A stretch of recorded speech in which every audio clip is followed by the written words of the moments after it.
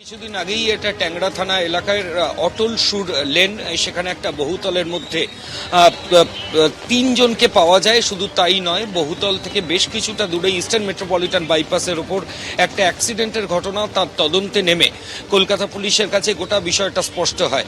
Accident করে প্রণয় দে এবং প্রসূন দে, তারা দুজন গাড়ির মধ্যে ছিলেন এবং তাদের সঙ্গে তাদের এক সন্তানও ছিলেন, একটি ছেলেও ছিল, এবং তারা মারাত্মকভাবে অ্যাক্সিডেন্ট করেন। এবং সেই তদন্তে নেমে পুলিশ আধিকারিকরা জানতে পারেন তাদের অটল সুর লেন ট্যাংরায় যে বাড়ি, সেই বাড়িতে তারা তাদের স্ত্রী এবং একজন শিশুকন্যা, এই তিনজনকে মার্ডার করে তারপর তারা বেরিয়েছেন এবং এই গোটা ঘটনা ঘটিয়েছেন।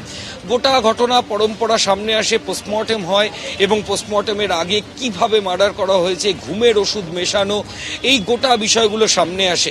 পরিকল্পনা, চক্রান্ত, মোটিভ, এই সমস্ত কিছু নিয়ে কলকাতা গোয়েন্দা পুলিশের হোমিসাইড সেকশন এবং ট্যাংরা থানা যৌথভাবে তদন্তে নামে। আজকে এই ট্যাংরার এই সেন্সেশনাল মার্ডার কেসের ঘটনায় আজকে শিয়ালদার অ্যাডিশনাল চিফ জুডিশিয়াল ম্যাজিস্ট্রেটের এজলাসে আজকে ট্যাংরা থানার তদন্তকারী আধিকারিক এই মামলার চার্জশিট জমা দিলেন। আর যেটা লালবাজার সূত্রে খবর পাওয়া যাচ্ছে যে এই ট্যাংরা কেসে 90 দিনের মধ্যেই পুলিশ আধিকারিকরা চার্জশিট জমা দিয়েছেন। এই চার্জশিটে ভারতের বিএনএস এর নতুন যে সেকশন, তাতে 103/1 বিএনএস, অর্থাৎ এটা মার্ডার, আগে যেটা 302 আইপিসি ছিল, এছাড়াও 109/1 বিএনএস, এটা অ্যাটেম্প্ট টু মার্ডার, খুনের চেষ্টা, অর্থাৎ খুন এবং খুনের চেষ্টা, এই দুটো সেকশনই কিন্তু চার্জশিটে রয়েছে। প্রণয় দে এবং প্রসূন দে দুজনের নামেই কলকাতা পুলিশ আজকে শিয়ালদার অ্যাডিশনাল চিফ জুডিশিয়াল ম্যাজিস্ট্রেটের এজলাসে চার্জশিট জমা দিয়েছেন।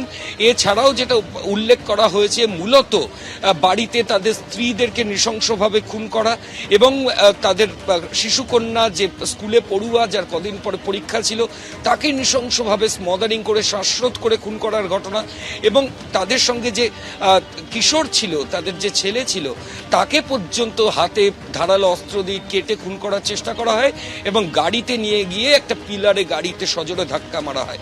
যেহেতু ওই শিশুপুত্র, তাকে বাঁচানো গিয়েছে, ফলত অ্যাটেম্প্ট টু মার্ডার, তার ওপর খুনের চেষ্টা করা হয়েছিল, ঠিক সেই কারণেই section attempt to murder 109 BNS রয়েছে।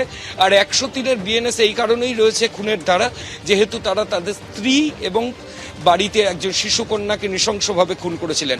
ঘটনার পর প্রণয় এবং প্রসূন দুজনেই তারা হাসপাতালে চিকিৎসাধীন ছিলেন। প্রথমে বেসরকারি হাসপাতাল থেকে তাদেরকে সরকারি হাসপাতালে স্থানান্তরিত করা হয় এবং তারপর তাদের শারীরিক সুস্থতার পর তাদেরকে পুলিশ আধিকারিকরা যথাক্রমে হাসপাতাল থেকে তুলে নিয়ে গিয়ে তাদেরকে কিন্তু অফিসিয়াল অ্যারেস্ট শো করেন। তারা আপাতত জেল হেফাজতে রয়েছে। এবং আমি আবার বলছি, ট্যাংরার ঘটনায় আজকে দুপুরেই ট্যাংরা থানার যারা আধিকারিক, তারা শিয়ালদা কোর্টের যিনি অ্যাডিশনাল চিফ জুডিশিয়াল ম্যাজিস্ট্রেট, তার এজলাসে প্রণয় দে এবং প্রসূন দে দুজনের বিরুদ্ধে চার্জশিট দিলেন। খুন এবং খুনের চেষ্টার ধারা এই চার্জশিটে রয়েছে। যেহেতু তিনজনকে খুনের ঘটনা, তাই খুন, এবং যেহেতু তাদের সঙ্গে যে অ্যাকম্পানি করছিল তাদের ছেলে, যে মাইনর বয়, তাকেও খুনের চেষ্টা করা হয়, ঠিক সেই কারণেই অ্যাটেম্প্ট টু মার্ডারের সেকশনে রয়েছে।